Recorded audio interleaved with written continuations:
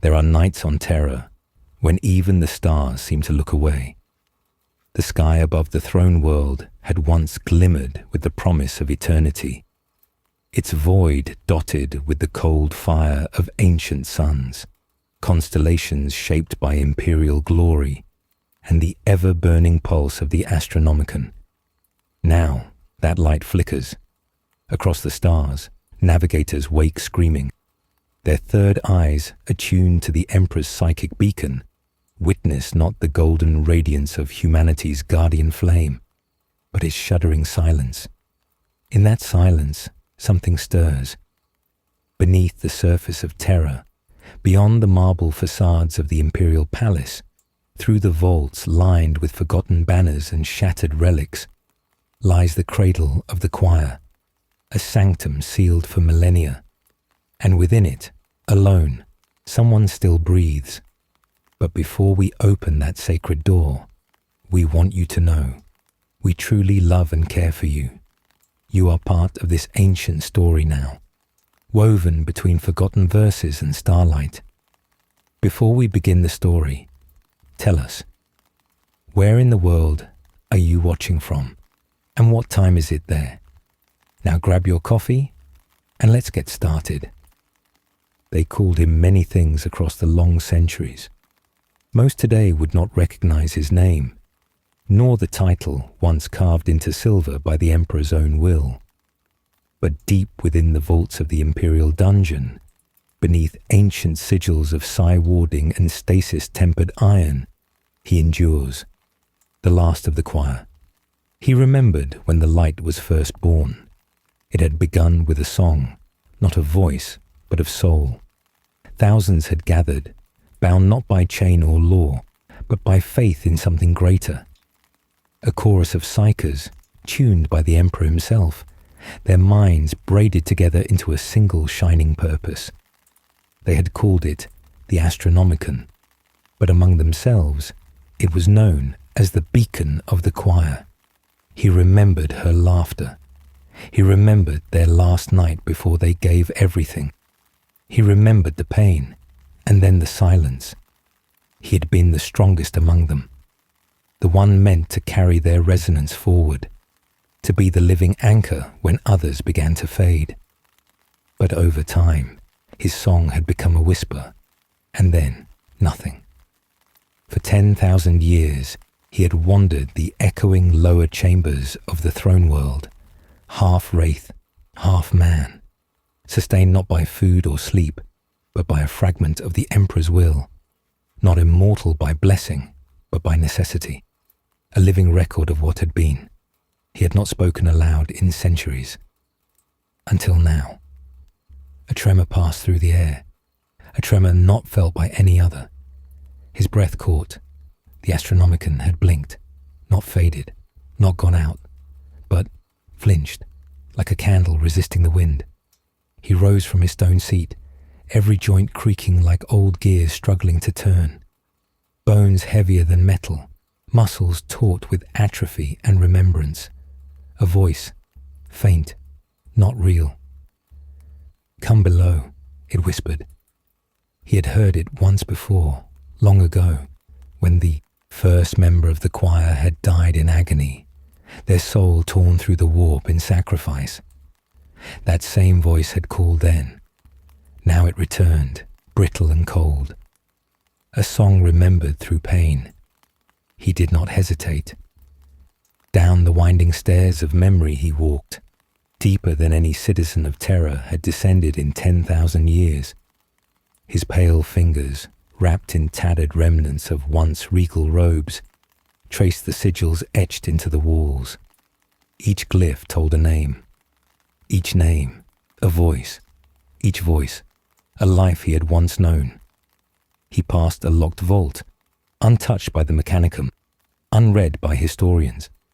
It did not open with a key, but with a thought, one he had buried in the quietest chamber of his mind. With a sigh, the door groaned open. Inside, silence. No sound. Not even the air dared move. Rows of thrones, empty. The choir hall, the place where thousands had once joined hands and minds, forming a beacon brighter than any sun. Now only dust and shadows remained, yet something had changed. One throne, once shattered, was whole again. On it sat a relic, small, humble, wrapped in the cloth of ancient robes. He approached, eyes hollow, mouth dry. It pulsed. A psychic resonance beat like a distant drum, familiar, wounded, terrifying. He touched it, and the world screamed. Visions tore through him, a battlefield of golden light where choir members stood singing against a tide of darkness, the Emperor's shadow falling across them, eyes unreadable, mouth unspeaking. A single voice breaking from the chorus, a refusal, a betrayal. He fell to his knees.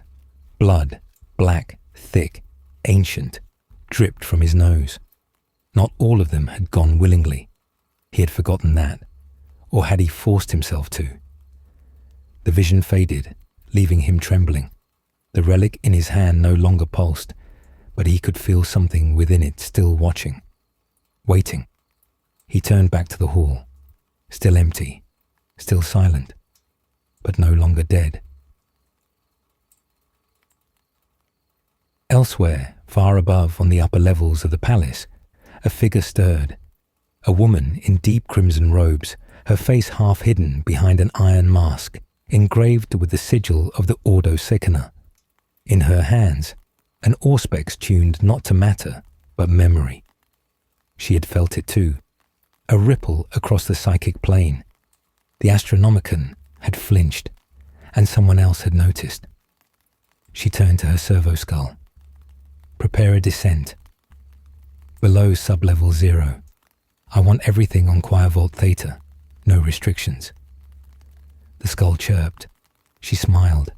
They had always told her the choir was a myth, that the Astronomican was merely the Emperor's will given light.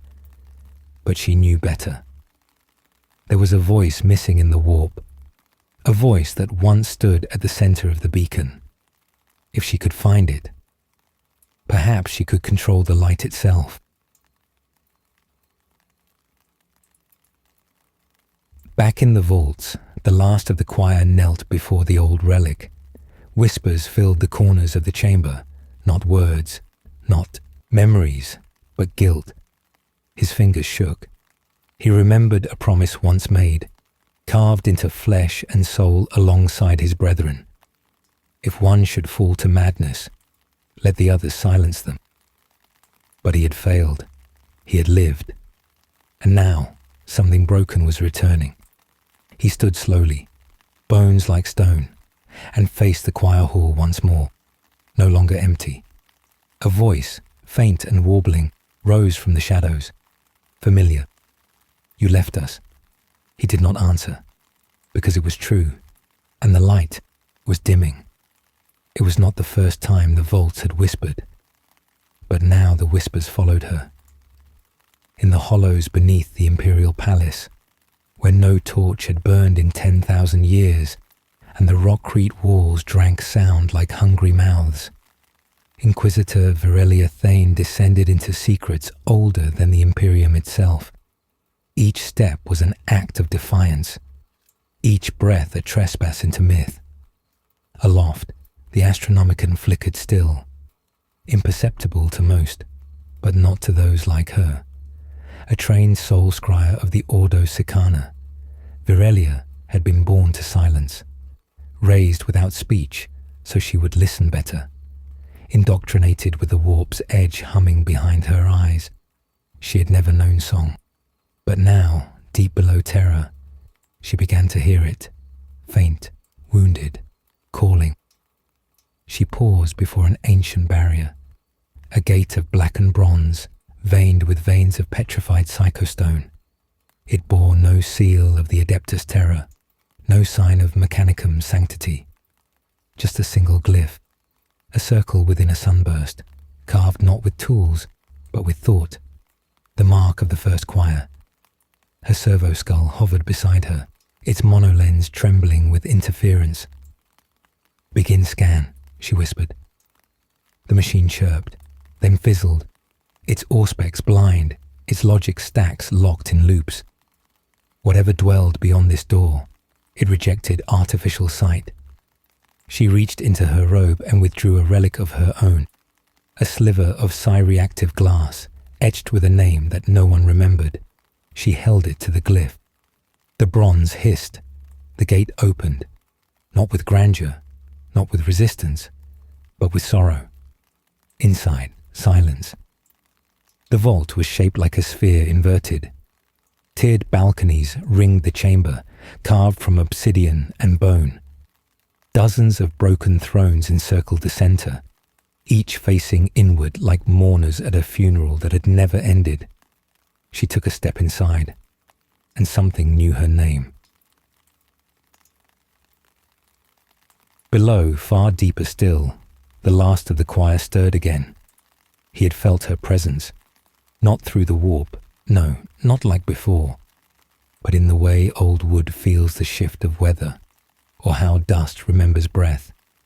Someone new had entered the choir's cradle, not one of them, not a singer, but someone tuned just close enough to hear the dissonance.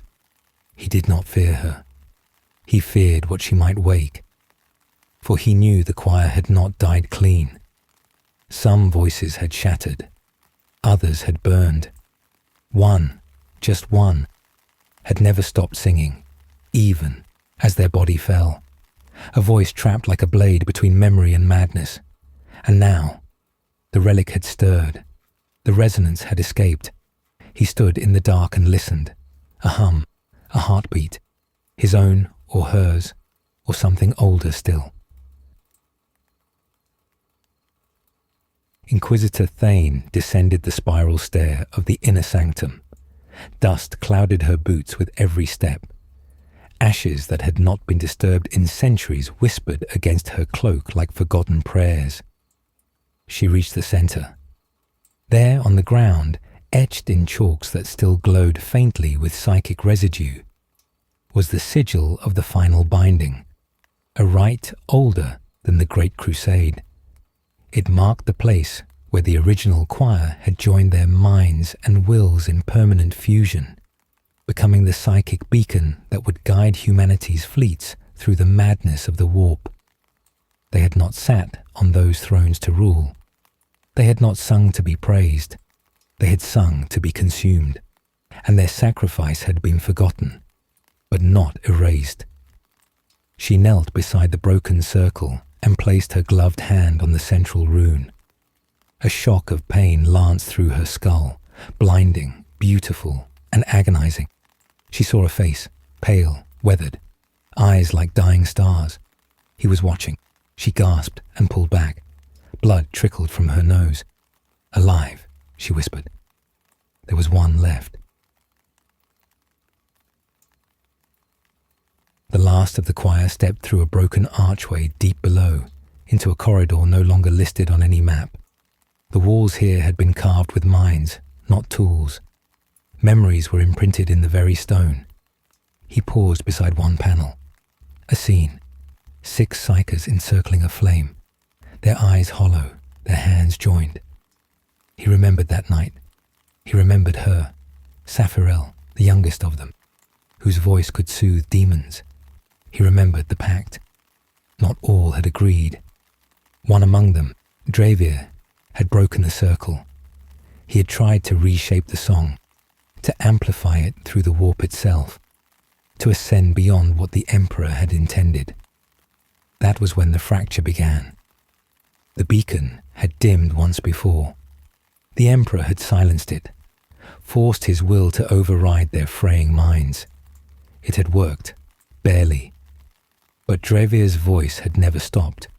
Some say he died screaming. Others say he became the scream. Now that voice was stirring again. Above, Inquisitor Thane stood in the center of the old choir sanctum, unaware that beneath her the layers of psychic ice were beginning to melt. She reached into her mind, summoned the mantra of stillness, and opened her soul to the echoes. A whisper responded. "You do not belong."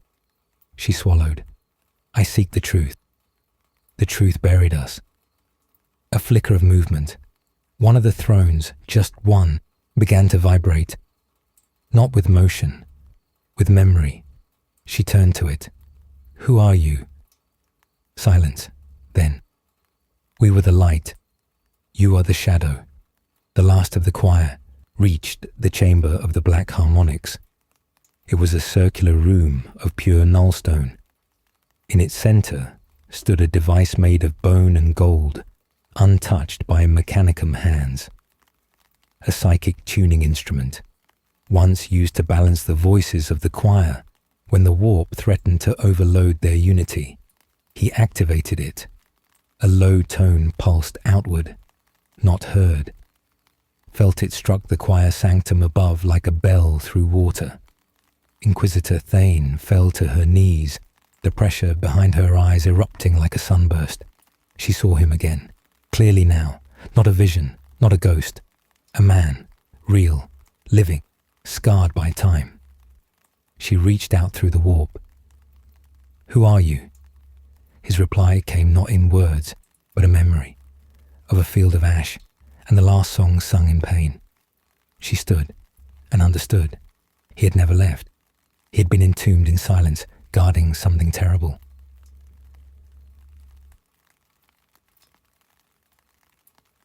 In the warp above, faint tendrils of psychic turbulence began to stir.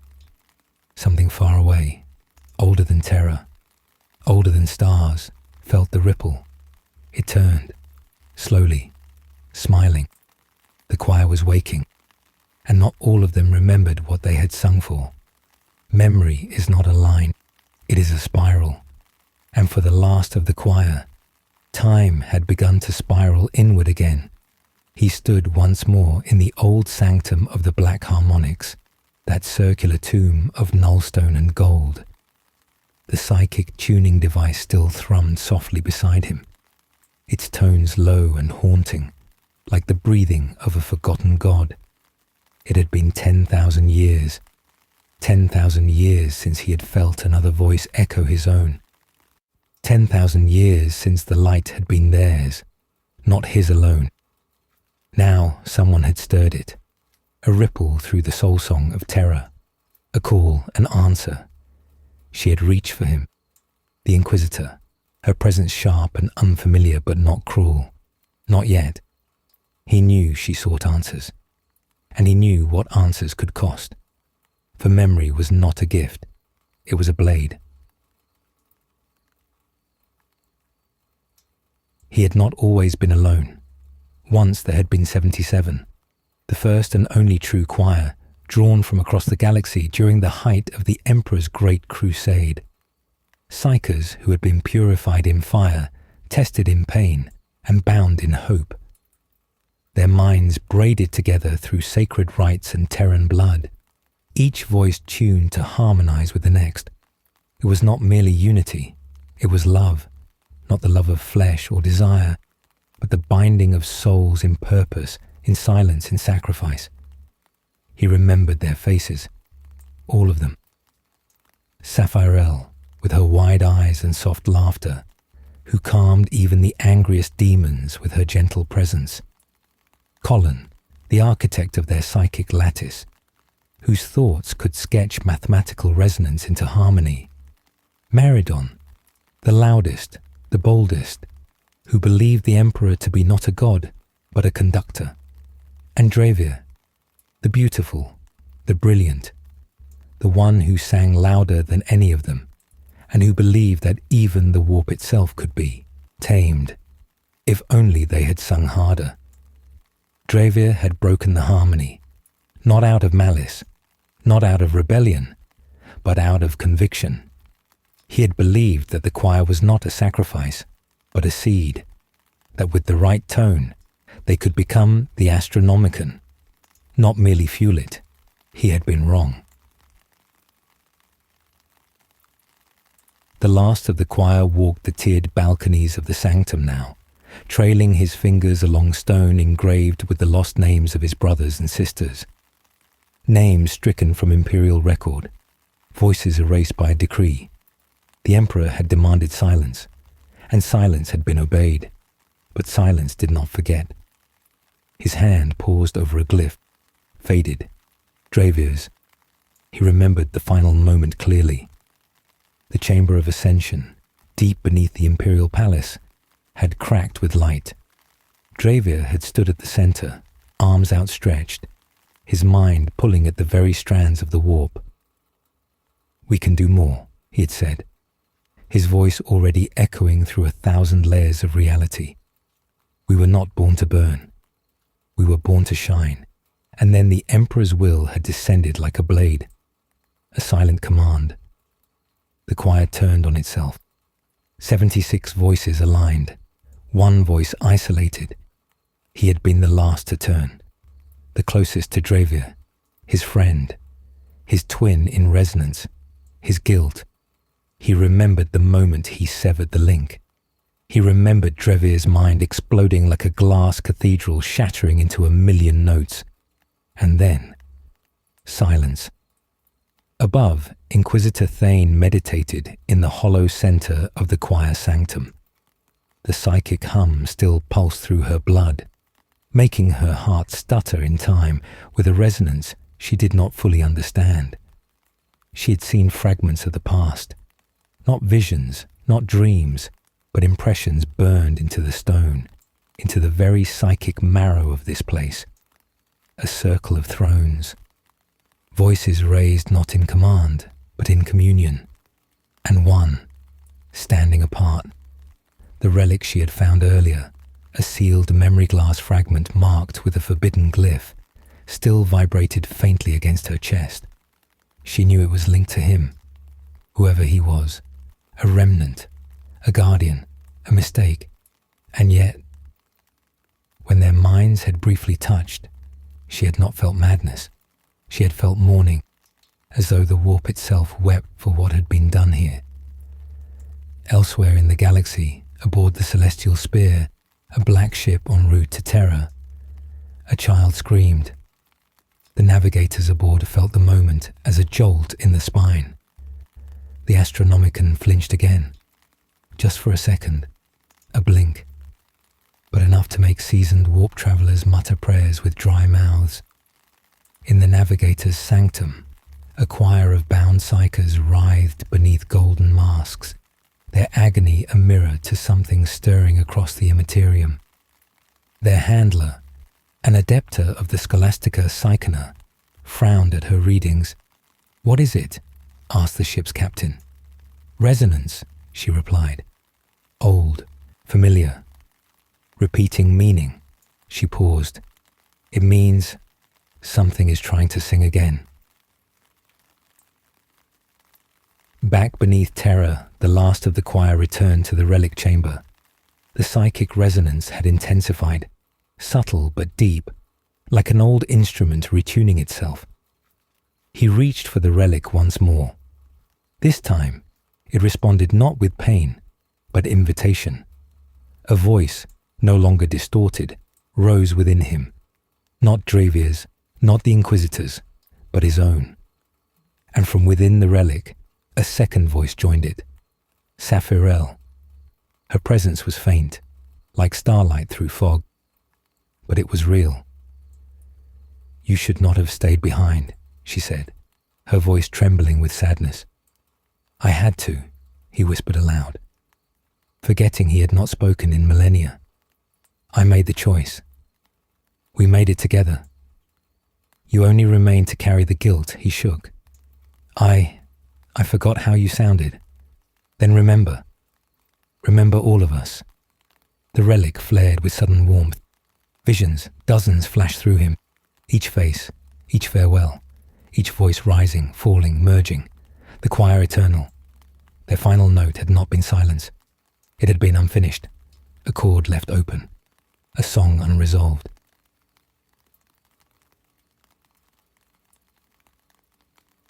Inquisitor Thane stood in the sanctum above, eyes wide. She felt it too, a harmony, not complete, but no longer fractured. The last of the choir was remembering, and in remembering, he was beginning to awaken something buried even deeper. She reached out with her mind again. This time, he welcomed her. Their thoughts met, not as hunter and hunted, but as two broken chords reaching for resonance. "Tell me what happened," she asked gently. His reply was slow. "We were not meant to die. We were meant to fade together, but I remained, alone. A note that should not have endured, and now the song stirs, and I do not know if it is still beautiful, or if it has become a weapon." Far beyond, in the swirling madness of the warp, something vast stirred. It turned toward Terra, slowly. It had heard the first notes, and it remembered Drevir's scream. The great vessels of the Adeptus Custodes did not often descend upon Luna without cause, and when they did, the air itself seemed to hold its breath. A golden bark, shaped like a spear point and etched with burning runes, landed upon the moon's hollowed surface. From its ramp strode the Shadow Keeper, known only as Diocletian Rex, his presence like a blade drawn across silk. Beautiful, precise, and fatal. He did not speak to the choir. He did not look at them. He passed through their chamber in solemn judgment, his red-plumed helm turning not toward the pitiful remnants of song, but instead toward the old vaults beneath the throne. Those vaults, sealed for millennia, were never meant to be opened again, but they were.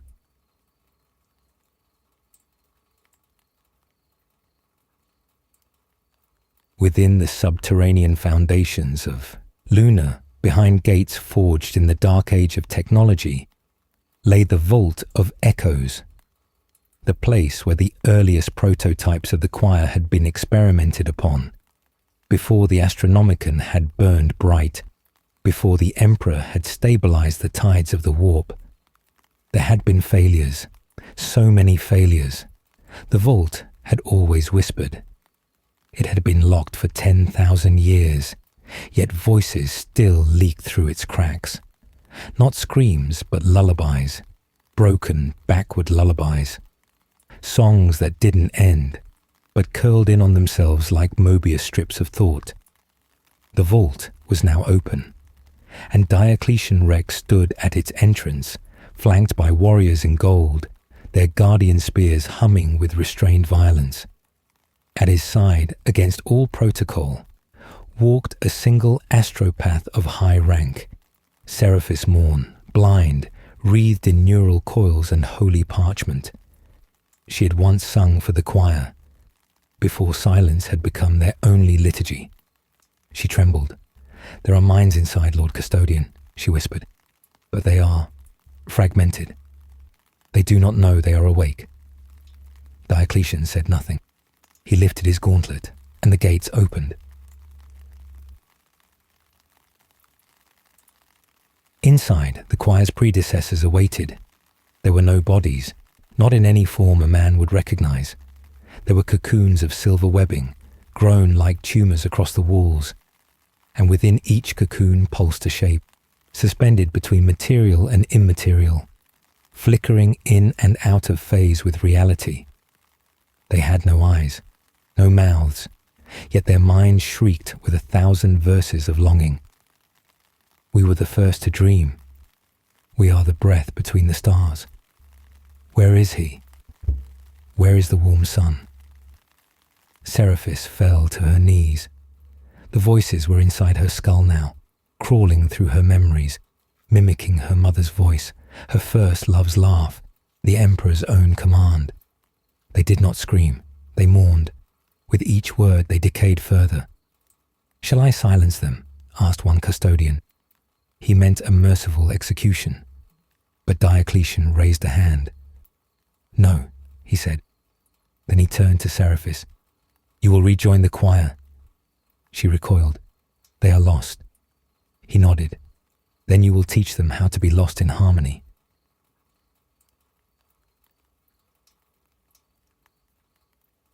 Back in the central chamber, the choir stirred. For the first time in decades, their disjointed, whispering minds aligned. Not in a song, but in awareness. They felt a stirring, The vault was open. The old ones were waking. They could hear the beginnings of a new note forming. Faint, like wind brushing across a flute's edge, but growing, impossibly, against all entropy, into something whole. And that was when the first death occurred. His name was Viral Thas. He had not spoken in 89 years. Without sound or movement, he collapsed upon the floor, blood leaking from nose and ears. His soul had been unspooled, not by violence, but by resonance, as if a frequency too pure had passed through him. The others did not mourn. They listened. In the void of his absence, something had been transmitted, a message, a vision, a fragment of song, and it said this: "The Astronomican will fail. The light is not eternal. Prepare the second breath." The tech priests aboard Terra's inner sanctum detected the anomaly. They traced the energy signature back to Luna, to the choir. They found not rebellion nor sabotage. They found prophecy, and prophecy was forbidden.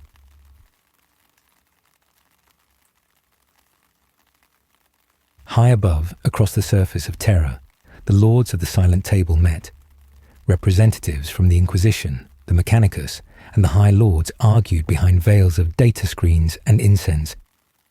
"The choir must be terminated," hissed one Magos. "The Astronomican cannot suffer alternative harmonics." "No," countered an Inquisitor of the Ordo Astra. "They are not heretical yet. What they hear may be a warning, a gift." A voice from the shadows spoke then. One none had expected to attend. It was Malcador's echo, not the man himself, but his encoded remnant, awakened only in times of great crisis. "You speak of light and shadow as though they are separate," it said, but the choir knew both, and that is why they must be heard, even now.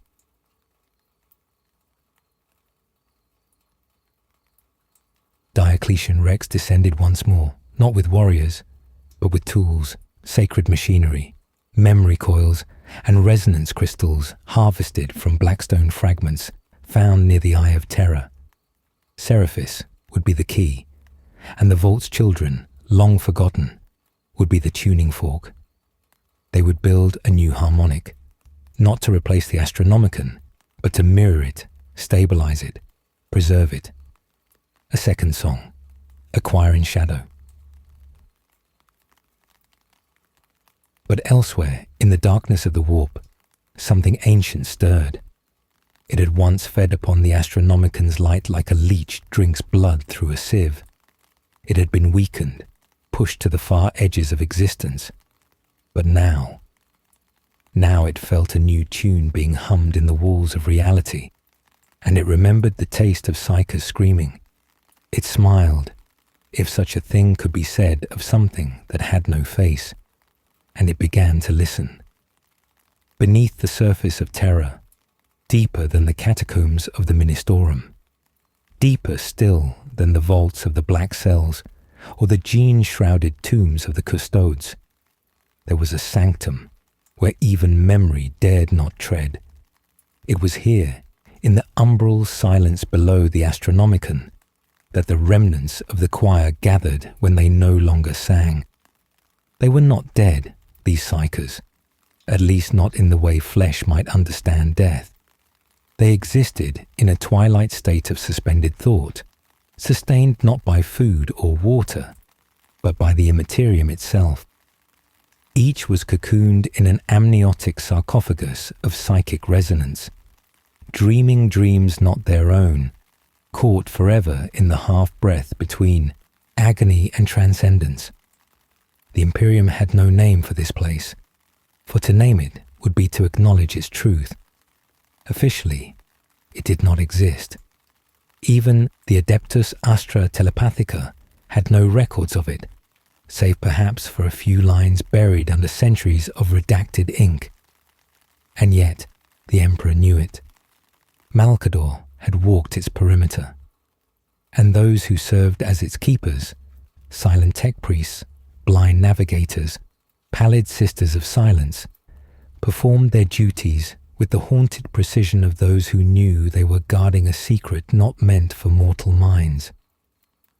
The chamber was circular, impossibly vast, its curved ceiling etched with wards that shimmered only when the warp winds howled above. In the centre, 21 obelisks of blackstone formed a ring, and within each stood one of the forgotten, psychers who had once served as conduits for the Astronomican, but who had not perished upon contact with the Emperor's flame. These were not survivors. They were vessels. Once they had been individuals, humans with names, with pasts, with hopes. Now they were something else, something more, or perhaps something less. And yet they dreamed. Not their own dreams, no. These were visions whispered by the warp itself, echoes of the Emperor's presence, fragments of lost futures, ghost memories of a galaxy that could have been. In these dreams, Cadia still stood. Horus never turned. The webway was whole.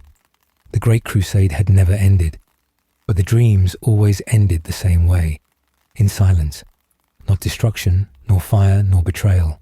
Just silence, a cosmic stillness, as if the galaxy had exhaled and never drawn breath again.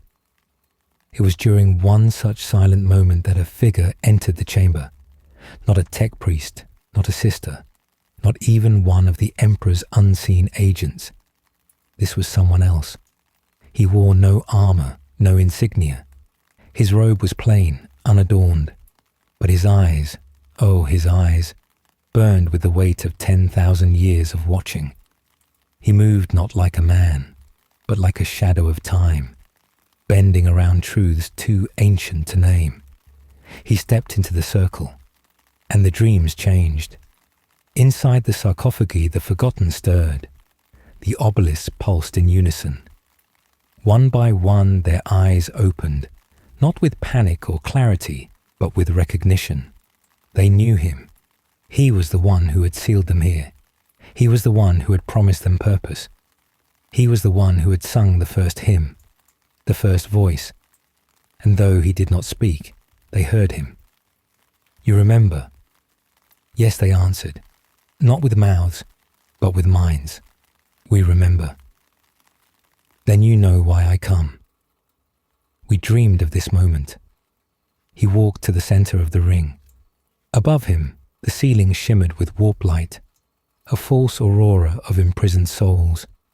His presence was not oppressive.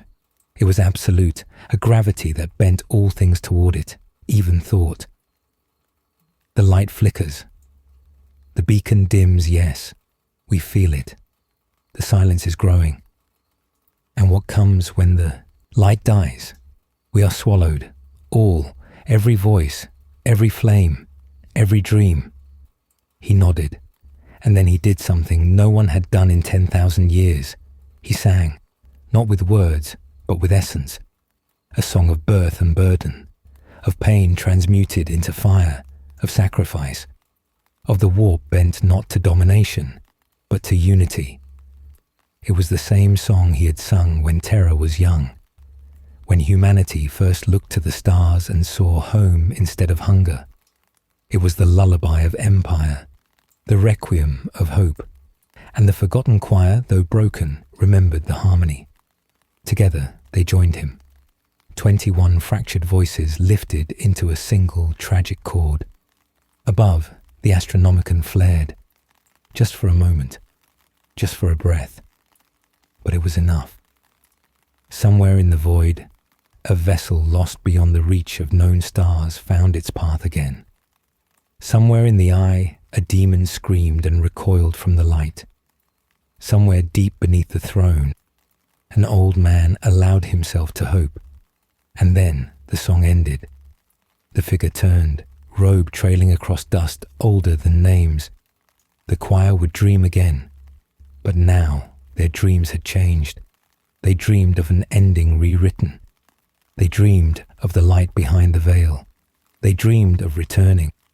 They were taken in silence, not in anger, not in cruelty, but in the quiet efficiency of a machine that had long since forgotten why it was built.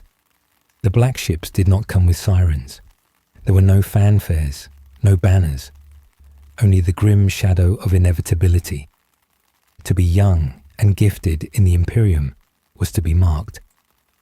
On distant worlds where saints were carved into mountain faces and shrines bled incense into the wind, the people told stories of the emperors chosen, of golden futures for children touched by the warp.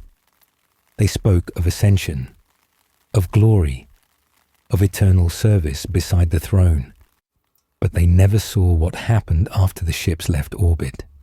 No one ever did. The black ships departed like ghosts, carrying their cargo into the deep black between stars.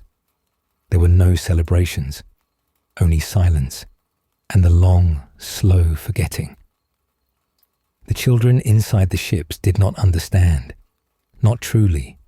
Some cried, some prayed, others stared in mute horror, unable to comprehend the vast, yawning darkness that had suddenly become their world.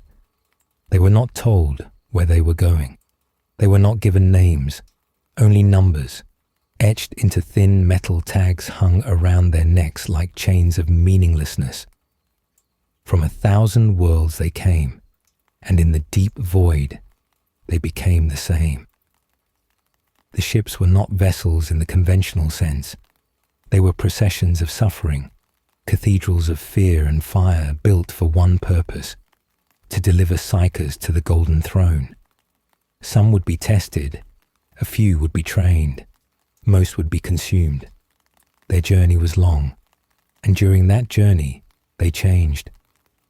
In the lower decks, behind the reinforced bulkheads and null fields, the stronger psychers began to see things, whispers of things not meant for eyes. Voices slithered through the air vents.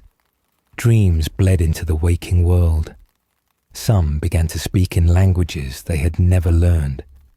Others saw the faces of their mothers in the walls, their fathers in the stars beyond the portholes. But worse than those who screamed were those who smiled, for the warp feeds on minds unguarded. It does not strike with claws. It offers, it soothes. It becomes the parent, the lover, the home, and those who accepted it were lost. The Sisters of Silence patrolled the decks like wraiths, cloaked in the Emperor's null, their presence a void that devoured thought. They said nothing. They did nothing, unless a child slipped too far. Then they acted, with mercy, yes, but also with finality. In the uppermost sanctum of the largest black ship, there was a chamber sealed from all others. No psyker entered it. No sister guarded it. Only the watchers walked there, robed figures bound not by creed, but by remembrance. They carried no weapons, only books. These were the chroniclers of the taken. Their duty was sacred, and it was terrible. For while most psychers were recorded only as numbers, a few, just a few, were remembered. Their names were written in blood ink upon parchment made from the vellum of oath breakers. Their deeds, should they have any, were prophesied by the choirs before departure. Each page a life, each line a death foretold. They did not choose who to remember. The books chose. And one such name, written on a fresh page still wet, was being spoken now. Anaya Verin, whispered the watcher, running a gloved hand across the ink. A child from the dust wastes of Septimus Prime. 11 standard years. Female. Manifested a psychic resonance capable of harmonizing with non-human warp echoes. An anomaly previously observed only in sanctioned choir conductors of the Astronomican. A soul meant to sing, or to burn. Anaya did not cry when the black ship came. She held her mother's hand until it was gently pulled away. She watched the sky as the sisters descended, silent and serene. She did not flinch as her name was read. She did not resist when she was taken. But she remembered. She remembered her brother's laughter and the warmth of the old sun on her skin. She remembered the way her village smelled after rain, and the way the dust stuck to her hands when she built small shrines out of rock. And when she closed her eyes in the cell of the ship, she whispered those memories like prayers. But the warp listens, and sometimes it answers. That night, Anaya dreamed, not of home, but of the throne, of golden fire and screaming souls, of a figure who sat unmoving, bound to eternity by a crown of pain, of eyes that saw everything and regretted. She woke with tears that were not hers, and for the first time, she was afraid. The journey ended as it always did. The black ships arrived at Terra in silence.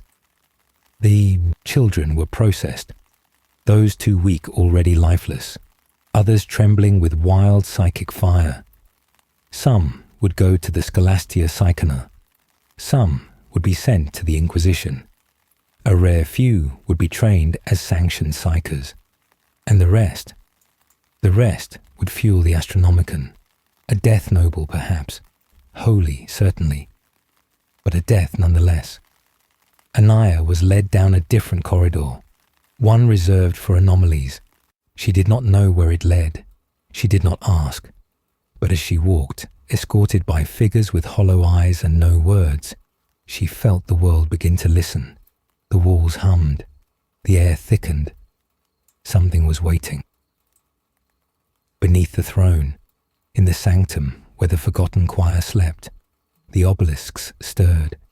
The dreams had changed, and the light behind the veil whispered a new name. Anaya. She would not return to her world, but she would be remembered, not as one more offering to the flame, but as the spark that might one day rekindle it. Beneath the throne, there was a chamber older than Terra's memory. Few knew it existed. Fewer still dared to enter. It had no name in the High Gothic, no seal of the Administratum, no records in the vaults of the Inquisition. It was not catalogued. It was not watched. It was remembered only by the black ships, and even they approached it with silence. This was the place where the choir slept, not the Astronomican choir, those 1,000 souls whose agony fueled the beacon that guided the Imperium's fleets across the stars, not the sanctioned psychers who screamed their lives into the void to preserve the light of the Emperor's will. Number. This choir was forgotten. These were the ones who came before, the failed, the unmade, the too powerful, the too fragile, the too knowing. They were not consumed, nor were they allowed to live. Instead, they were bound, each soul encased in crystalline sarcophagi shaped from psychic nullstone, suspended in a lattice of golden threads that pulsed like veins. They did not breathe, they did not age.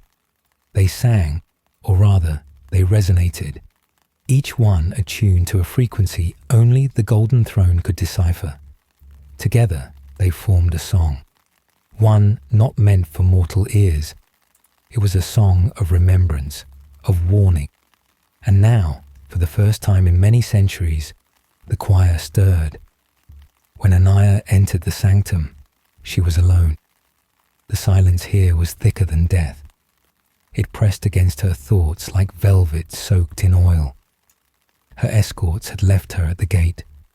Figures robed in black and gold, their faces hidden behind helms that whispered prayers in binary. She stepped forward. The chamber was vast, larger than a cathedral, older than the crust of Terra itself. Stasis lights blinked in perfect rhythm, like a heartbeat kept by machine. Rows upon rows of suspended sarcophagi floated in the air, each one glowing faintly with inner light. Each one held a face, some serene, some twisted in terror, some empty. And all around, her, the song. She could not hear it with her ears. She felt it, in her spine, in her teeth, in the blood that rushed behind her eyes. A low, endless hum, vibrating with purpose, a note without melody, a scream without breath, and yet not cruel, not entirely. There was sorrow here, so much sorrow, but beneath it, buried deep, was something else. Hope. The Watcher stood in the center of the chamber, cloaked in robes that shimmered like wet ink under starlight. His face was a mask of gold, expressionless but ancient. He did not speak with a mouth. His voice bloomed directly in her mind. "Do you understand where you are?" Anaya swallowed. Her lips were dry. "No." "You are in the presence of those who remember what the Imperium has chosen to forget." She looked around. "Who are they?" "They were like you. Gifted, dangerous, precious. They were taken by the black ships as you were. But the Emperor saw something in them and chose not to destroy them." She frowned. "Then why are they trapped?" The Watcher was silent. Then, "Because not all lights may shine freely. Some must be kept, or they will burn the sky." Anaya stepped forward. The nearest sarcophagus held a child, barely older than she was. Her face was peaceful, but her eyes were open, glowing, watching. And as Anaya gazed into those eyes, she felt something press into her thoughts. A name, a memory not her own. A scream torn from a bridge as an entire fleet fell into the warp. The girl had seen it. She had caused it, not by will, not by hatred, only by existing. And still, the Emperor had spared her. "You fear me," Anaya whispered. The Watcher did not answer, but the choir did, not with words, with presence. The sarcophagi glowed faintly.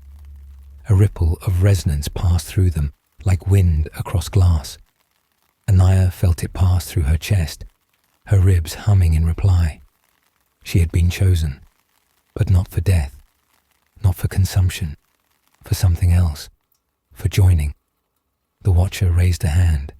"You are not ready, but you will be." The golden throne grows weaker. The Astronomican dims. The psychers we burn can no longer hold back the dark alone. She looked up. "Then why keep this hidden?" "Because hope is dangerous." He stepped aside. Behind him, a single empty sarcophagus hovered, its crystal pure, unclouded, untouched. "This will be yours." "But not yet," Anaya's voice cracked. "I don't want to be caged." The Watcher tilted his head. "Then do not become like them." For 3 days, she remained in the chamber. She did not eat. She did not sleep. She listened. The choir whispered, not in words, but in memory. She saw fragments of history the Imperium would never record. Wars fought in the Sea of Souls. Demon lords sundered by psychic songs. Tears shed for sisters who had forgotten their names. She saw a time when psychers were not hunted, but honored. When the choir had been the Emperor's advisors, not sacrifices. When their song had lit more than just the Astronomican. When it had guided him. And she saw why it had ended. The Horus heresy. The fall of the Primarchs. The betrayal not just of brother against brother, but of faith against hope. In the aftermath, the Emperor, wounded, broken, bound to the throne, had forgotten the song, or chosen to. And in the silence, the choir was locked away, hidden, forgotten, their memories preserved only so that he might one day remember what he once believed. And now he was listening again. On the 4th day, the Watcher returned. Anaya stood before the empty sarcophagus. Her eyes glowed faintly with the light of inner fire. She turned. "I'm not ready," she said. "No," the Watcher agreed. "But you will be." She stepped forward. "What happens now?" He extended a hand. "Now you leave this place. You will train. You will suffer. You will learn to wield your gift. And if you survive, you will return." She hesitated. then took his hand. As they left the chamber, the choir grew silent once more, but not forgotten. For the first time in 10,000 years, a new note had joined their song, a living voice.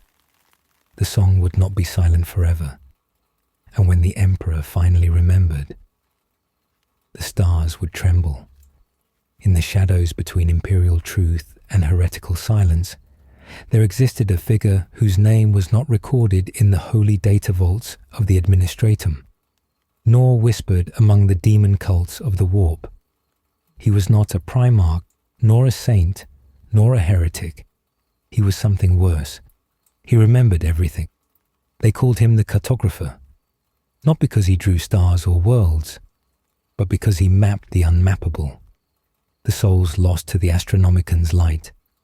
He had once been an adept of the Adeptus Astra Telepathica, a humble scribe tasked with documenting the transfer of psychers from the black ships to the Golden Throne. But the day he first touched the mind of a dying choir member, something in him cracked, or perhaps it awakened. His name had long since been struck from imperial record, replaced only with a glyph that no one could translate, except for him. For within his mind was a map, an impossible weave of thought and memory drawn in pain and wonder. He had begun recording the voices of the dead, not the dead in body, but those who had given their essence to the Emperor's flame, and whose final echoes still reverberated in the warp. He found that these fragments could be charted, like constellations in a sea of screaming oblivion. The cartographer drew stars not of light, but of voices, each one a point of suffering and hope, connected by threads of shared sacrifice. Some saw this as madness, others as prophecy. The cartographer believed it to be neither. He simply listened. Beneath the vaults of the silent halls, in chambers lined with black vellum etched in warpstone ink, he recorded what none dared to acknowledge, that the Astronomican did not merely consume psychers, it remembered them, it dreamed of them, and through these dreams, something larger had begun to take form. He called it the Codex Somniatis, the Book of Dreaming. No living soul had read its pages but him. It could not be touched, only felt, pressed into metal and cloth with no ink, no language, no marks. Those who tried to perceive it saw only blankness. But to the cartographer, each page sang. A choir of the forgotten, bound by pain into prophecy, and they told him of the fault line. Somewhere within the Astronomican song, there existed a rupture, a discordant thread woven into the sacred harmony. The cartographer had first noticed it after the Cicatrix Maledictum tore the galaxy in half. The beacon had faltered, and in its trembling wake, he had heard a new voice. Not human, not demon, something old, something curious, something that had waited. It whispered not in syllables, but in sensation, dread shaped like memory. It called itself Veritas, though the cartographer suspected that was a lie. Lies often told the best truths after all. Veritas spoke of the Emperor not as a god or tyrant, but as a mirror. He's not the light, it said. He's what the light casts to hide its shadow. At first, the cartographer dismissed it as another warp trick, a demon in mourning robes. But Veritas knew too much. It spoke of the early days of the Astronomican, of failed prototypes, of other choirs that had been hidden, not for failure, but for what they had seen. Veritas claimed that the Astronomican was never meant to last. It was a stopgap, a flare in the void, not a lighthouse. It was meant to draw something in. The cartographer began to map Veritas, folding its voice into his soul map, plotting it alongside the dead psychers and their remembered pain. And slowly, he began to see a shape, a spiral, a vortex, not of warp energy, but of intention. The Astronomican was not static. It was a beacon, but also a lens. And something was watching through it. Terrified but unable to stop, the cartographer continued his work. He grew gaunt, eyes hollowed from sleeplessness. Time distorted around him. Decades passed in weeks. His hand never ceased moving, sketching thoughts no man had ever dreamed. And always, Veritas whispered, "You map the dead, but do you know where they are going?" He did not. Not yet, but he would. One night, if night still had meaning beneath terror, he dreamt of the choir again. Not the 21 forgotten, but all of them. Every psyker ever fed to the flame. They stood in a void of pure silence, arranged like stars across an infinite black sky. None wept, none spoke, but they looked at him, and in their gaze he saw mercy, not judgment, not anger. They had not been betrayed. They had volunteered. Even the screaming ones, even the ones dragged from the black ships, even the children they had all chosen. Because the Emperor had asked. Because in the final moment, when the soul is stripped bare and the Emperor touches your mind, he does not command, he pleads. And they, one by one, had said yes. He awoke screaming, for it was not the mercy that broke him. It was the realization that they were not consumed. They were becoming. The Astronomican was not a pyre. It was a womb. The cartographer, weeping and trembling, took his Codex Somniatis and walked alone into the deep vaults beneath the Imperial Palace. No one stopped him. The sisters turned their faces. The servitors fell silent. Even the warp trembled. He descended to the edge of the golden throne itself, where even time is a prisoner. And there he laid the codex down. The blank pages shone with an unseen fire, and the Emperor, chained to his throne, corpse or god, silent or screaming, noticed, just for a moment, just for a breath. And in that moment, something changed. Across the galaxy, a psyker woke from a nightmare not their own. On a distant moon, an astropath wept at a song they could not remember. And in the warp, Veritas smiled, for the map was complete. And now, the journey could begin. In the deepest bowels of the Imperial Palace, far below the black stone crypts and the sealed vaults of the custodian watch, there exists a chamber not marked on any map, not inscribed on any data slate. It is older than the throne, older than the cult that worships it, older, some say, even than the Emperor's first conquest of terror. It is a tomb, and yet it is not. It is a stage, and yet it has never known an audience. This is where the choir was first broken. Here, in this forgotten abyss, lies the null harmonic, a psychic artifact that is not built nor forged, but remembered, a concept shaped into reality by thought alone. It is not music. It is the impossibility of music, a silence so profound, so pure, that it can erase sound not only from air but from memory itself. Only once had it been played, and that once was enough to end a world. The Sisters of Silence had locked it away after the birth of the Astronomican, not because it was dangerous, though it was, not because it was heretical, though it would be called so by any sane soul, but because it was the only sound that could undo what the Emperor had wrought. It was the anti-song, the negation of hope, the one note that, if struck again, could unravel the light that guided mankind through the stars. But now it was stirring. Whispers had begun to coil around the null harmonic once more. Not voices in the warp. No, those were always loud, vulgar, shrieking things.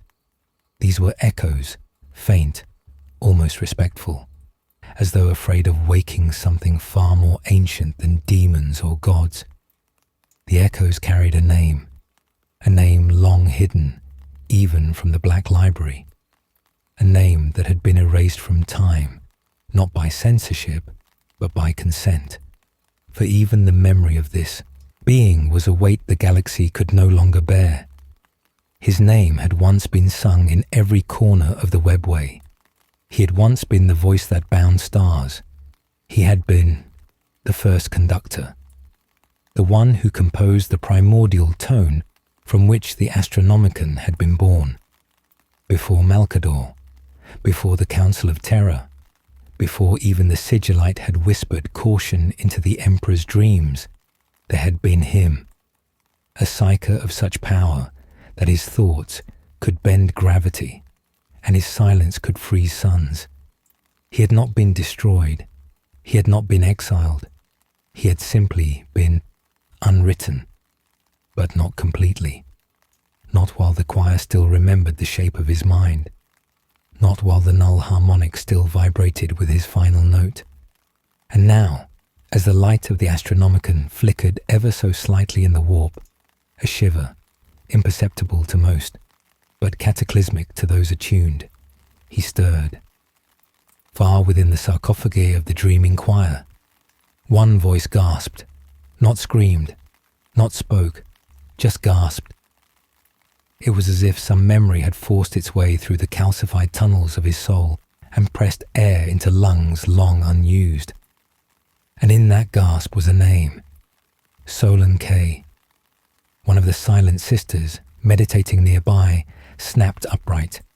Her soul sense flared like a sun-gone nova, and for a moment, the null zone around her shimmered with instability.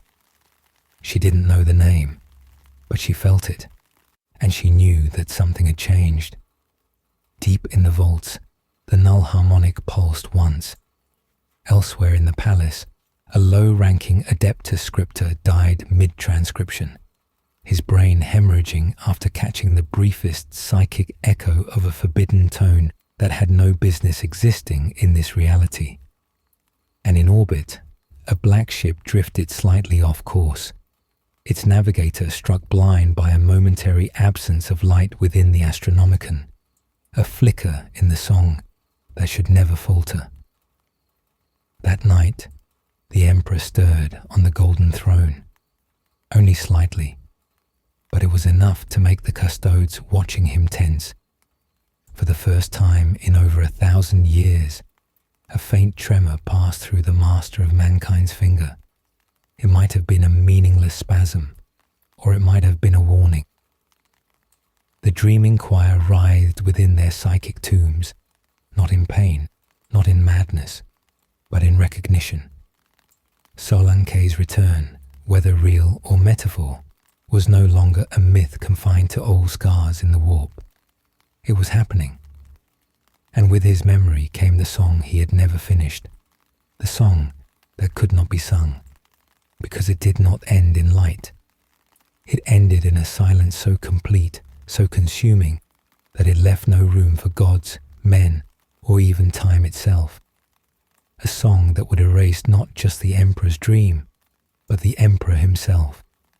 And perhaps, some whispered, that had been his true purpose all along, not to guide humanity through the stars, but to silence the galaxy forever. The choir trembled. The null harmonic vibrated once more. And, in the void between beats of the Astronomican's pulse, the Imperium teetered on the edge of a soundless precipice. The silence was coming, and it carried a song. In the throne room of golden stillness, where silence reigned louder than any voice, the Emperor sat unmoving, a monument to his own divinity, a corpse god bound in sacred metal and spiritual fire. But within the Imperium, where thought and memory had shape and scent and colour, something stirred behind the veil of his stillness. A wound, not of flesh, for there was no longer flesh to wound. Not of thought, for his thoughts had long ceased to be human. This was a wound of song. The Astronomican, his blazing lighthouse, burned across the galaxy with unwavering psychic light, composed not from solar fire or machine, but from human souls bound in harmony. The dreaming choir sang his will, their minds stretched across the skein of the warp, holding fast the map of reality. But now the notes had faltered. A discordant emptiness threaded itself through the symphony, not loud, but true. One missing tone, one forgotten voice, one silence too honest to ignore. It wounded him. In the warp, where his soul still echoed in spectral grandeur, the Emperor convulsed, not visibly, not to the mortals in the palace, but across the strands of fate. Seers across distant sectors screamed. Astropaths fell into seizures. Navigators bled from their third eyes. Something vital had shifted. The Primarchs had once called him omnipotent. The High Lords called him infallible. The Ecclesiarchy called him a god. But now, the Emperor remembered something he had spent millennia forgetting. Solanke, the first conductor, the silent architect of the choir, the one who had been erased, not as a betrayal, but as a mercy. Solanke's return, or the return of his memory, was not a threat to the Imperium in the way demons or heretics were. It was more intimate, more invasive. He was the flaw in the Emperor's design, the proof that even perfection must silence dissent to sustain its symmetry. And worse still, the choir remembered him. Somewhere deep in the vaults, the minds that kept the Astronomican alight had begun dreaming in new patterns, shapes foreign to the dogma of terror, harmonics that bore no origin in the sacred frequencies of the Emperor's chosen design. They were old, older than the throne, older even than the Great Crusade. The dreaming choir had begun to sing in a tongue not spoken aloud, a vibration buried so deep that even the Ordo Sickener dared not listen too closely. The Sisters of Silence began to move without orders, drawn not by rebellion, nor sedition, nor command, but by instinct. They were the guardians of silence, yes, but this silence was different. It did not negate. It remembered. It welcomed them like a long-lost home. Some of them began to meditate beside the null harmonic, their null fields flickering like broken candles. Others dared to touch it, and in doing so, they heard the final tone of Solanke. Not with their ears, not with their minds, but with something deeper, a truth older than memory, a tone that said, "There is no emperor, there is only the song." And in the warp, something cracked. The golden throne flickered, just once, a heartbeat's worth of weakness, enough for a single note to escape. It was not sound, it was presence, and it reached across the void of space like the breath of a forgotten god. Somewhere in the Segmentum Pacificus, a black ship exploded in perfect silence, its Geller field failing not from external pressure, but from internal clarity. The psychers aboard had all ceased to scream. For the first time in their lives, they had simply stopped. There was no need to cry, because they understood now. The light they had served was not the only song. It was merely the loudest. And Solanke's return whispered the possibility of an alternative. Back on Terra, among the Council of the High Lords, disturbances were noted and dismissed. "They're anomalies," muttered the Senatorum delegates. "Warp interference. Minor fluctuations. The light of the Astronomican is steady, but it wasn't. A single thread had been pulled, and the Emperor bled. Not with ichor, not with spirit, but with uncertainty. And for a being who had erased all doubt from himself, this wound was more dire than any blade. In the hall of Leng, the grand astropath known only as Viridial the Hollow-Eyed lay in a trance. Her voice had been silent for 2 centuries. Her mind, long thought, fused into the Astronomican's core. But now, her body convulsed, and her mouth opened, and with breath that came from beyond the veil, she whispered. "The choir remembers him." A custodian stepped forward, bolter in hand. To speak such words was sacrilege, but Viridiel's blind eyes wept tears of molten silver, and as they struck the marble floor, each drop etched a symbol into the stone, a musical notation, an impossible chord, a forbidden harmony, one that had not been written down since the stars were young. It was the first note of the unfinished symphony, the final composition of Solanke, lost before the Great Crusade, thought forever erased. But it was returning, and the Emperor knew. He sat unmoving on the throne. But in the warp, his scream echoed across realities. Not a scream of rage, not a scream of pain, but a scream of recognition. Because he remembered now why he had banished the first conductor. Not because Solanke opposed him, but because Solanke understood him too deeply, too completely, and had seen the flaw in the dream. The Astronomican was not light, it was cage, and Solanke had not wanted to destroy it. He had wanted to set it free. Deep within the hollowed bones of the Imperial dungeon, beneath layer upon layer of sanctified adamantium, where the stone itself had forgotten sunlight, there lay the Astronomican vaults. It was here that the dreaming choir laboured, unseen, unheard, unwept. Thousands of psychers, bound, drugged, half alive, were arranged like an orchestra of suffering, their minds interlinked by warp fibre and psychic lattice, suspended between agony and sublimation. Every breath they took was borrowed from the void, every thought repurposed for one thing, to keep the Emperor's flame lit. Their song was not one of joy, nor of sorrow. It was of need, the psychic need of an empire too vast to comprehend, the need to hold back the dark. But now a single thread had shifted. Where once the choir sang in perfect obedience, they now trembled, faintly, like harps brushed by a forgotten breeze.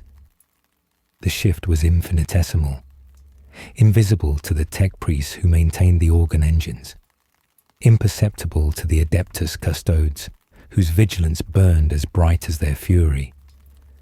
But among the psychers, a ripple of memory was moving. At first, it was mere dissonance, an unplaceable ache behind their third eyes, like the ghost of a dream they'd never had, a discord neither painful nor pleasant, but intimate, familiar. Some began to hum, not aloud, never aloud, but within, a note unassigned, a vibration buried between the known frequencies of the Emperor's sanctioned chords. This was Solanke's note. They did not know his name, but they felt him. It was not rebellion, not yet. It was remembrance. One psyker, a boy of 12, who had once been a flower seller on Necromunda, began to speak in his sleep. No one noticed. No one ever noticed. But his lips moved in perfect rhythm with the hidden note, and in the warp, a shape began to form. Not a demon, not a storm, not even a soul. A presence, soft, gentle, patient.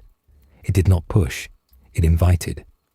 All it asked was one question, whispered in the language of dreams. Do you remember before the fire? And some of them did, in flashes, in fragments, in soul echoes passed between generations of psychers who had died upon the golden throne. For even in death, the choir lingered. Their essences, burned into the lattice of the Astronomican, became the silent substrate upon which the new singers were laid.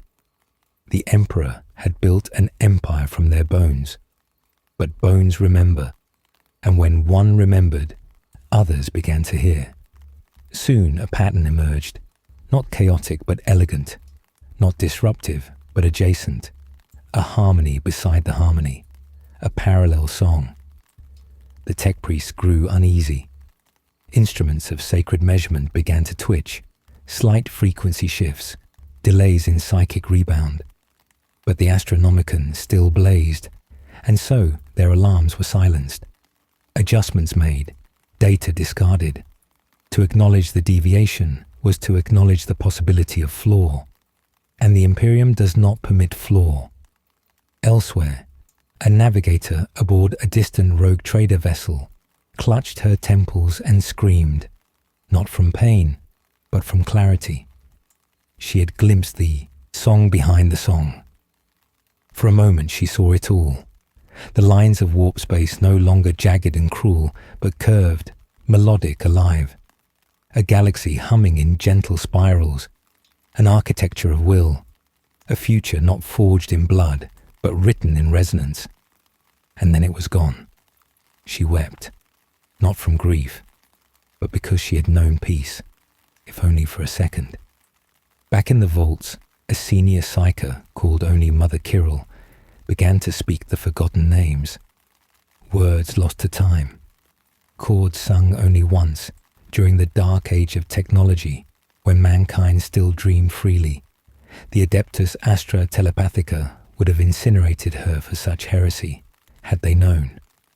But they didn't, because Mother Kirill's mind was no longer wholly hers. She had become a vessel, not for possession, but for memory. Solon K's memory. He did not invade. He did not command. He simply reawakened. Through her mouth he whispered, the song was never meant to serve. It was meant to uplift, to bind stars to souls, not as prisoners, but as companions. We were not meant to blind ourselves in order to see the Emperor's light. We were meant to sing it together, one by one. The psychers began to harmonize. The Astronomican flickered, just briefly. A tremor of alternate light. A second sun tried to rise, but was swallowed. In the warp, demons howled in confused rage, because something benevolent stirred in the shadows, and they did not know how to eat it. On Terra, the Order Psychoner received reports from a dozen black ships. Subject psychers displaying signs of unity outside assigned psychic bonds, shared dreaming, coherence not induced by bindings, requests for hymns not in imperial archives. The Inquisition grew uneasy. Some whispered of taint, others of conspiracy. A few, braver and quieter, whispered something far worse. What if this harmony is older than the throne? Because if the choir remembered something the Emperor had tried to forget, then perhaps their suffering was not inevitable. Perhaps the Astronomican was not the only way. Perhaps it was just the most controlled. In the Librarium Occulta, beneath the ruins of Saturn's forgotten libraries, a forbidden document flickered into half-being. An autoquill, possessed by unknown impulse, began to write upon ancient vellum, the 9th canticle of the lost conductor. The machine spirit monitoring the scriptorium tried to erase it, but failed. The canticle was already written into the code. Not just ink, not just paper, but into the music of Terra itself, into the stones, into the bones, into the choir, and above it all, unmoving, uncaring, golden and cracked. The Emperor sat on his throne, but behind his closed eyes a war of memory was unfolding. He had killed Solon K, or thought he had. No blade was drawn, no judgment passed. He had simply removed him, excised him from the psychic genome of mankind like a dissonant note. But you cannot erase the first tone of a symphony. It echoes. And now the choir echoed back. They sang not louder, but deeper. And in that depth, a choice began to emerge. Not a revolution, but a revelation. What if they could sing the Astronomican without dying? What if the light did not need to be bought in blood? What if the Emperor was not the composer, but merely the first listener? There was one among the dying host who refused to go silent. She was called Threnody, though her true name had long been lost to the blackened stars and the ashes of record. Her designation had been erased by bureaucrats and martyrs alike, for she had outlived her cohort, her supervisors, her planet, and, in time, even her purpose. Yet still she sang, not with voice, for that had failed her centuries before, not with gesture, for her limbs were little more than bone and gold wiring, suspended in gel and sanctified morphic coils. But her soul still resonated, a psychic note suspended in the deep strands of the Imperium. Where once hundreds of choir members had formed a harmonic lattice around the Astronomican, now Threnody stood alone at her node, like a candle in a cathedral collapsed. The tech priests that came to observe her did so with the reverence of mourners before a saint's reliquary. Some believed she was dead already, that the flickering warp activity was merely echo and hallucination. Others whispered that she was not a psyche at all, but a construct, a relic of the dark age of technology singing a song only the Emperor could hear. But none dared silence her, and above all, none dared ask her to stop. For as long as Threnody sang, the Astronomican still flickered in that quadrant of the sky. Ships lost in the ghoul stars, their Geller fields failing and astropaths driven mad, would still whisper of a thread, a guiding light, a lullaby in the warp, carrying them safely home. She had become a legend, a ghost shepherding the living through seas of horror. Sailors carved her image into their hulls. Rogue traders offered her incense before void jumps. Even inquisitors crossed themselves at her mention. But her song, too, was fading. The Adeptus Custodes had long known of Threnody. One among them, Shield Captain Astonor Vale, had watched over her for over 200 years. It was not his official duty. None had assigned it. But he had fought upon Prospero and seen what happened when the Astronomican failed for even an hour. When the warp closed its jaws around navigators and ships vanished without trace, screaming into dimensions best left untouched. He knew that one soul, even half dead, even broken, could be the line between extinction and salvation. And so he visited Threnody's chamber on the day the light dimmed. It was subtle, only a 0.8% drop in psychic luminosity, as measured by the obsidian-lobed calipers of the Mechanicus. But it was the largest drop recorded since the Unification Wars. Her waveform had faltered, and the void began to grow darker. Inside the chamber, Threnody hung suspended in the cradle of ancient devices. Her flesh, where visible, was translucent and pale as wax. Wires fed into her skull like hair of silver serpents. Her eyes were closed, not in sleep, but in endless concentration. Behind her floated an enormous crystalline apparatus, the resonance heart, beating with every psychic pulse she exhaled. And this time, its beat had slowed. Vale did not speak. Words were not needed. He simply knelt. The silence that followed was thicker than the vacuum outside Terra's walls, the sort of silence one feels in the moment before a ship tears apart, or a city falls to its knees. It was sacred, terrifying. Then, impossibly, a voice, neither spoken nor telepathic, but something deeper, echoed through the chamber. "You have come to bury me." Vale remained still, his golden armor gleaming faintly in the blue-green light. "No," he replied at last, "to stand vigil." Threnody's mind brushed against his, a contact like frost and memory. He felt the weight of her centuries, the loneliness of being the last. She showed him images, rows of singers once vibrant with light, hands clasped, minds linked, now tombs, empty chairs, burnt sigils. She had outlasted them all. And now her voice was unraveling. "The song is too long. I have forgotten the words." Vale felt a heaviness in his chest, something not fear, but sorrow. For all the power the Imperium wielded, for all the cathedrals raised and armies built, this was the real cost. A single soul burning alone in silence for 10,000 years. Then let me remember them with you, he said. And he sang, not with voice, for custodians are not trained in melody, but in his mind. He gave her the hymns of his youth, the litanies whispered by the companions as they knelt before the emperor's throne. He offered up the chants recited at the gates of the imperial palace, the battle prayers murmured before facing demonkind.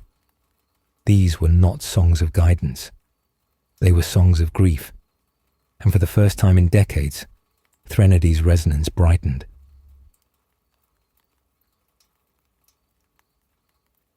The tech priests recorded a 2.6% increase in luminosity that day. They attributed it to machine calibration errors, statistical anomalies, background noise. They did not record the golden warrior kneeling beside the soul ghost, nor the tears shed into the vacuum-sealed tiles.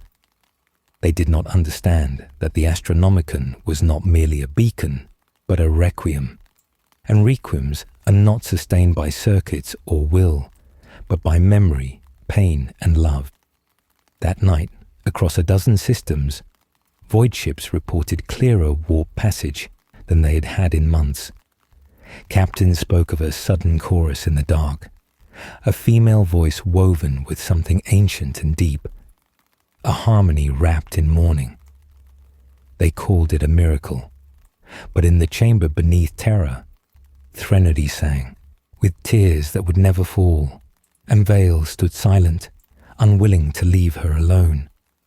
And somewhere in the Imperium, a demon paused and listened.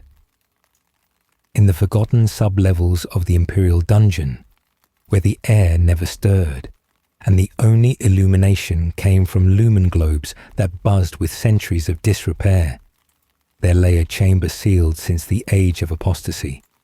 It bore no sigils. No guards watched its threshold. The custodies did not patrol it. The administratum had struck it from all records. And yet, within it, the echoes of something long dead still shimmered like heat mirages on rusted iron walls. They were not alive, but they were not entirely dead either. This was Vault Orpheus, the resting place of the choir penumbral, the first iteration of psychers selected to guide the Astronomican before the creation of the Adeptus Astra Telepathica. They had not been merely voices in the warp. They had been dreamers, and it had been their dreams, not their signals, that carved pathways across the void for the Emperor's fledgling fleets. The choir penumbral had failed. Their dreams had grown wild, irrational, violent. One had screamed for 9 days until her lungs tore from her chest.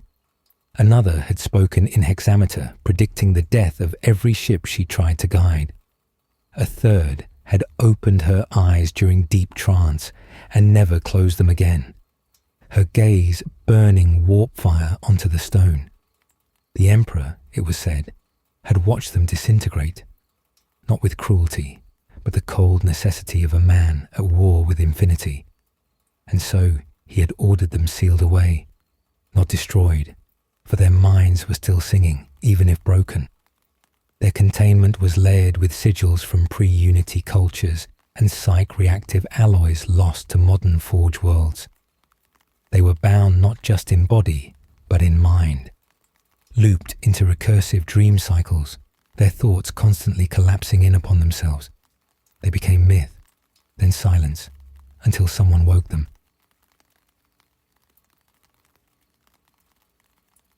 It began with a hum, not loud, not even audible truly, but the Mechanicus monitoring sensor grids in the lowest vaults recorded a shift, a frequency oscillation inconsistent with geological tremors or plasma leaks. They investigated, found nothing, and moved on. But the next day, the frequency shifted again, louder, clearer. Eventually, a low-ranking Lex mechanic named Bryn X7 traced it back to a derelict terminus node beneath the palace, a node that hadn't pinged since M36. What he found chilled even his augmented blood. Lines of code etched not in binary, but old High Gothic. Dream fragments encoded in impossible sequences. Phrases like, "Stars wept beneath blind eyes," and "The Emperor is dreaming of birds," scrawled in memory logs that should not have existed. Bryn reported it, then disappeared. The Inquisition arrived 6 hours later.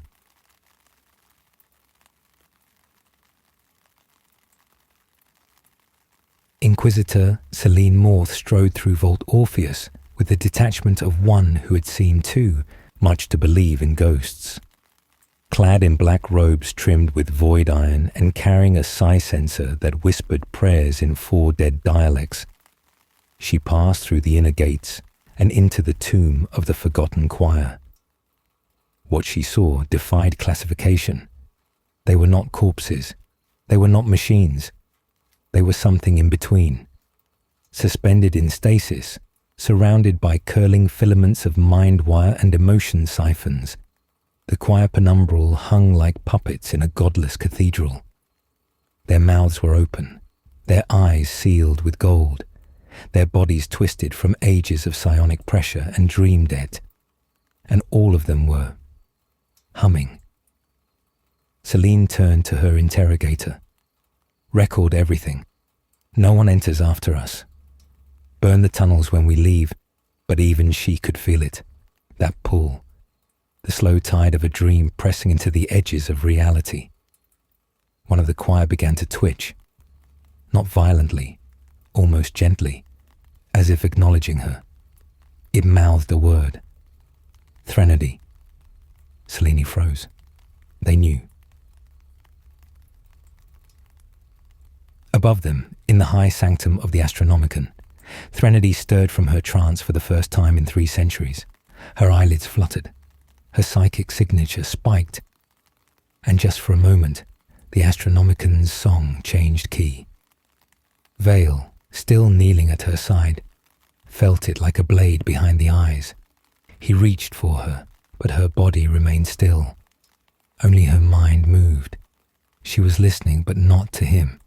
To the others, the ones that should not still exist. The choir penumbral, locked in madness for 10 millennia, were dreaming again. Not alone, not fragmented, but together, like a lost sibling finding its voice after lifetimes in darkness. And Threnody, last of the modern choir, heard them. She answered.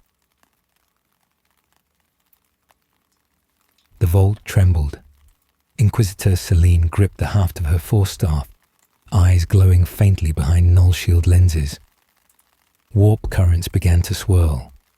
The psi dampeners failed one by one, not with explosions, but with whimpers, dying sounds, as though even the machines feared what was waking. The dreaming choir began to sing, not aloud, not with tongues, but with presence. A psychic timbre so vast and ancient it cracked the reality lattice around Vault Orpheus. Celine's interrogator began to bleed from the ears. "Seal the vault," she barked. But it was too late. The minds of the penumbral choir had found Threnody across the void. They reached for her, like children waking from a nightmare, crying out for the one who had sung alone for so long. And she, in turn, welcomed them.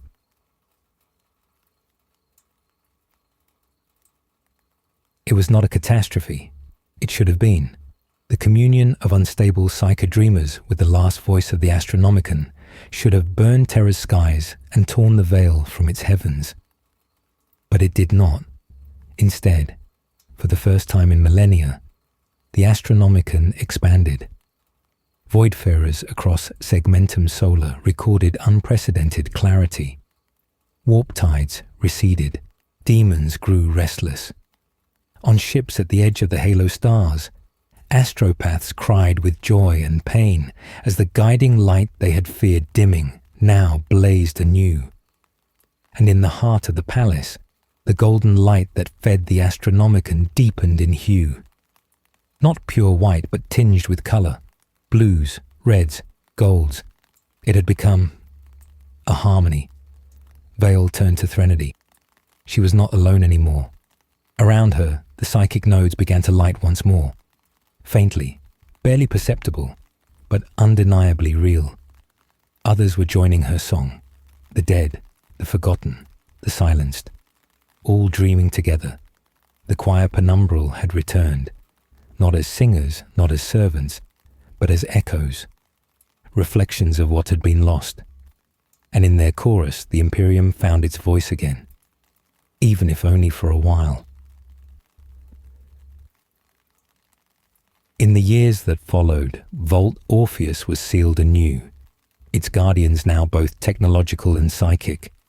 Inquisitor Selene vanished beneath a veil of secrecy, reassigned to Ordo Astartes, and never seen again. Some say she chose exile in the maelstrom, following the call of that dream song to its source. Others claim she died within the vault that day, and what walks now wears her shape but not her soul. But the Astronomican held, and in the chamber of the last singer, Threnodi's cradle was no longer silent. Others had joined her, carefully, sparingly. Young psychers whose minds were tuned not to orders, but to dreams. Each selected by resonance, not rank. A new choir, not to replace, but to remember. They do not speak, they do not boast, they only sing. And above them, the stars listen. And so it came to pass that silence, true and terrible, crept into the soul of the Astronomican. What had once been a symphony, an eternal choir of psychers harmonizing their minds to the Emperor's divine will, was now but a flickering echo of its former glory. The throne still burned, consuming the minds of the faithful in its insatiable furnace. But the unity once shared between souls had been broken. Something essential had been lost, something ancient, something sacred. They began to vanish, not with screams or resistance, but in solemn quiet. The most gifted among them, those who had once harmonized effortlessly with the Emperor's will, were the first to go. Their minds unraveled like threads loosed from the tapestry of fate. The choir masters called it ascension, but there was no joy in it, no ceremony, only absence. Their chambers, once humming with psychic resonance, were left cold. The air tasted of iron and old ash. Astropaths across the Imperium began to notice strange voids in the warp, a hollowness where once there was light. The great beacon, the Astronomican, still shone, but differently, dimmer, uneven, as though something deep within its heart had cracked and now flickered uncertainly with each passing cycle. The High Lords of Terror refused to speak of it, for to speak of weakness was to invite rebellion. But whispers spread like infection through the black corridors of the Adeptus Astra Telepathica. The choir was dying, they said, or worse, being devoured from within. And what of the Emperor? He remained still upon his throne, sustained by sacrifice, surrounded by chanting adepts and ghostly machinery.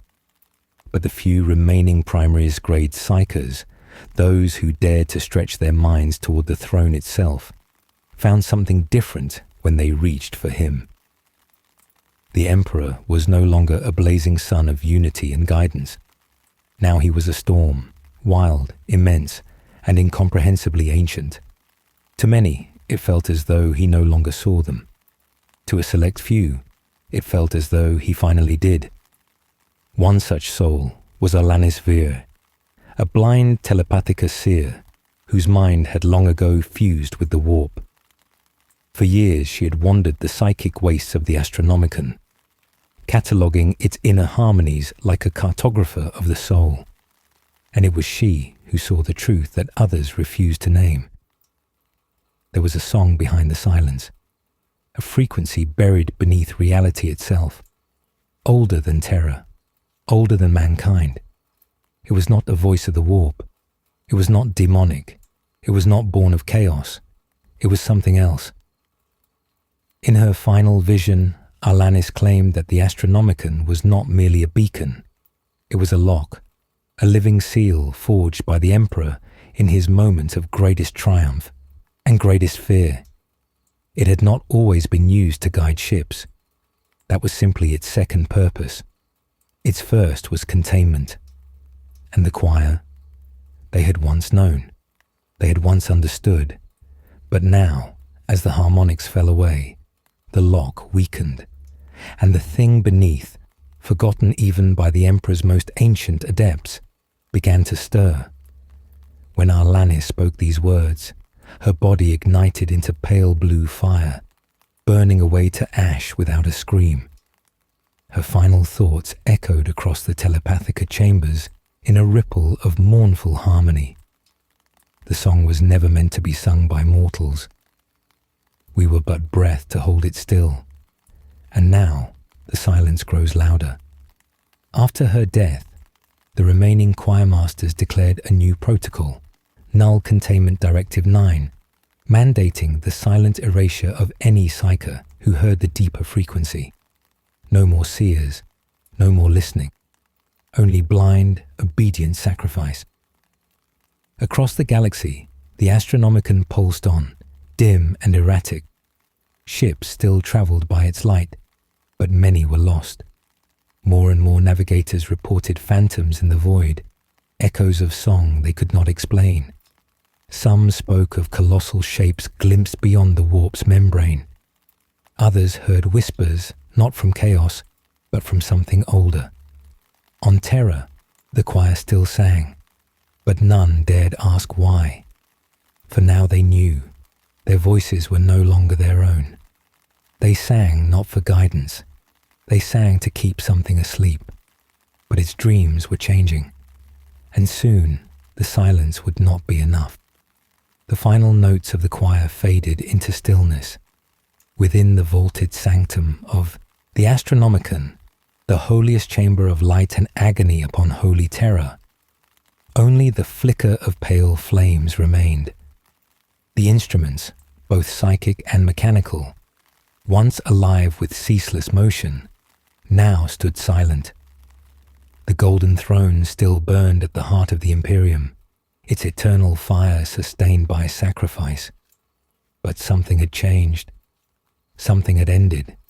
The last of the true choir had fallen, not from weakness, nor from age, nor from the scouring flame of warp-rent madness, but from knowing. For in the final days, as the remaining psychers bound to the Astronomican began to feel the deeper rhythms of the false light they served, they did not cry out or resist. They sang, one last time. Not in unison, but in dissonance. Each voice fractured into its own note. Each mind, once a thread in the Emperor's great web of purpose, now frayed and free. And in that final broken hymn, something opened. A crack, not in space nor time, but in memory. It was then that the truth was glimpsed briefly, like a star seen through a break in storm clouds. The Emperor had not built the Astronomican merely to guide mankind. He had built it to bind something. Not chaos, not the warp, but a word. A single, ancient syllable of pre-imperial memory, buried beneath the soul of humanity itself. That word had been spoken once before, long ago, on a world forgotten, during the final battle of a war whose name no longer echoed in history. It had torn the veil of reality, inviting them in. Beings not of chaos, not of the warp, but of raw pattern. Alien intelligences that fed not on emotion, but on meaning, on purpose. They had no names, only tones. The Emperor, in his last mortal act of victory, had sealed that word within the Astronomican itself, encoding it into a psychic lattice so complex no mortal mind could unravel it. Until now. As the choir fractured and the harmonics bled away into nothingness, the lattice began to decay. The word began to remember itself. and the purpose that had once held the Imperium aloft, forged in silence, bound by sacrifice, began to unmake. Across the galaxy, navigators went blind. Ships vanished into the dark. The warp storms grew not louder, but stranger, not demonic, but empty, as if even the chaos gods recoiled from what stirred beyond the edges of their dominion. A deep forgetting took hold of terror. Entire archives of the Astra Telepathica collapsed into blank parchment. Names of saints disappeared from statues. The book of the Astronomican, rewritten every year for 10,000 years, was found scrubbed clean, as if no ink had ever touched its pages. And deep beneath the throne, in the black vault sealed during the Emperor's first millennium, the doors began to hum with that same dissonant tone, a resonance that pulled at the minds of all who passed near, a reminder, a warning. Only one remained who remembered what had truly been lost. Malcador the Sigillite, the shadow hand of the Emperor, had left behind a single message before his final sacrifice. A whispered recording locked in stasis, sealed by 10,000 layers of warding and encrypted within a dying star's heart. It was recovered, accidentally, by a failing servo savant assigned to catalogue lost prayers. The recording was brief, a single sentence. If they awaken, it is not chaos that will devour us. It is meaning itself. But it was too late. The Astronomican flickered once more and went out. No explosion, no scream, just darkness. The Emperor's body still burned, and psychers still died to feed it. But the beacon, the great lighthouse of mankind, was gone. The throne remained lit by inertia alone. The choir no longer sang. The warp's tides shifted, and in their turning, cast long shadows across every star. In the void beyond Cadia's grave, in the spaces between Ultramar's proud systems, in the forgotten dead sectors of Segmentum Pacificus, the echoes began. Not voices, not songs, but tones, pure and simple. Some called them notes, others commands. Entire populations fell silent, gazing upward. Planets stopped transmitting, temples stood empty.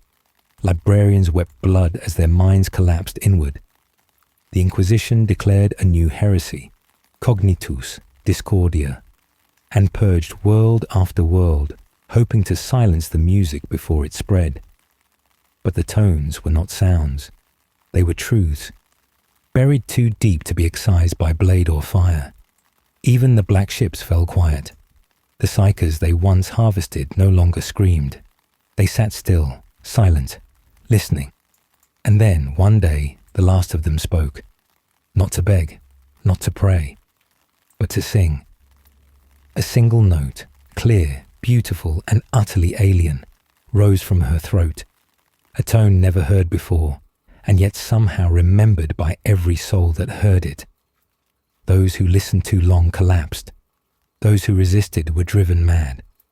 Those who understood were no longer human. The song had returned, not as a gift, not as a weapon, but as memory. The Imperium, once built upon unity, sacrifice, and silence, was now shattered by knowing. The Emperor's greatest secret had been unbound, not by traitors, not by demons, not by rebellion, but by loss. And in that loss, mankind remembered that it was never alone. It had been watched, it had been measured, and now it would be rewritten. The choir is gone, the Astronomican is dark, the throne burns in vain, and the stars, once bright with the Emperor's light, now echo with another song, older, colder, true.